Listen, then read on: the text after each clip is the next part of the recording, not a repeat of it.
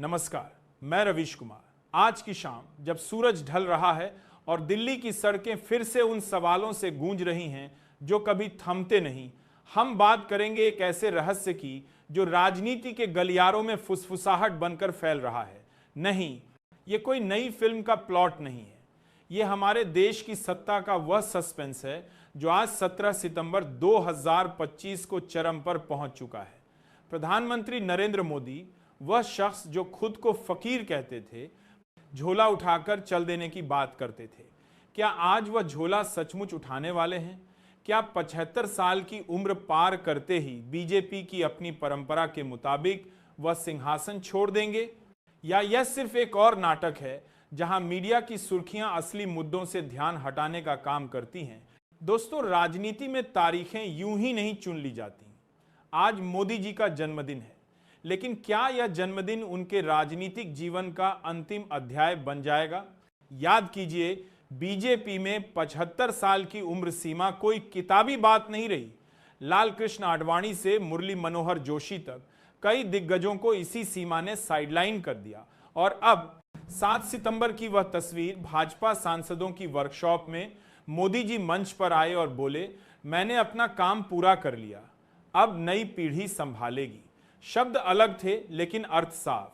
वह जो हमेशा चुनावों को अगले चुनाव तक खींचते रहे, अब अचानक काम निपटाने की जल्दी क्यों? पेंडिंग फाइलें क्यों बंद हो रही हैं?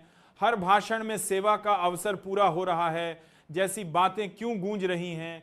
सोचिए, पिछले दिनों के संकेत, जीएसटी पर अचानक यू टर्न, 9 साल तक 4 स्लैब पर अड़े रहे, राहुल गांधी की मांग ठुकराते रहे, और अब अचानक 2 स्लैब की ओर कदम। क्यों? अर्थव्यवस्था की मजबूरी, या 17 सितंबर से पहले सब कुछ समेटने की हड़बड़ी? फिर मणिपुर, 2 साल से जल रहा राज्य, हिंसा, मौतें, अनाथ बच्चे। विपक्ष चीखता रहा, प्रधानमंत्री जाइए, मिलिए लोगों से, लेकिन न संसद में एक शब्द, न जमीन पर कदम। और अब ठीक 13 सितंबर को खबर, मोदी जी मणिपुर जा रहे हैं। 17 सितंबर से 4 दिन पहले अब जाकर दर्द याद आया, या फाइल क्लोज करने की मजबूरी और कामकाज का ट्रांसफर, बड़ी योजनाएं, बड़े इवेंट्स धीरे धीरे मंत्रियों को सौंपे जा रहे। राज्यसभा में ऑपरेशन सिंदूर पर जवाब, जहां प्रधानमंत्री को खड़ा होना चाहिए था, वहां अमित शाह। विदेश यात्राएं रद्द, यूएन जनरल असेंबली, जहां मोदी जी का भाषण सुर्खियां बनता, ट्रंप पुतिन जैसे नेताओं के बीच। लेकिन अब विदेश मंत्री जाएंगे, क्यों इतना बड़ा मंच छोड़ दिया?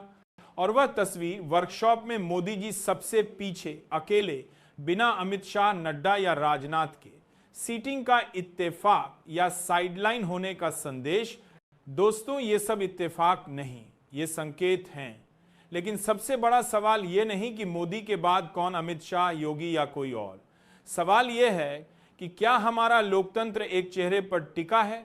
झोला उठे या न उठे, रोजगार कहां है? महंगाई कैसे रुकेगी? मणिपुर जैसे राज्य कब शांत होंगे? लोकतंत्र को कौन बचाएगा? इतिहास बताता है, नेता आते जाते हैं, लेकिन सवाल वही रहते हैं। आपका वोट, आपकी आवाज, यही असली ताकत है। क्या 17 सितंबर राजनीति बदल देगा, या सिर्फ एक और चुनावी चाल है जहां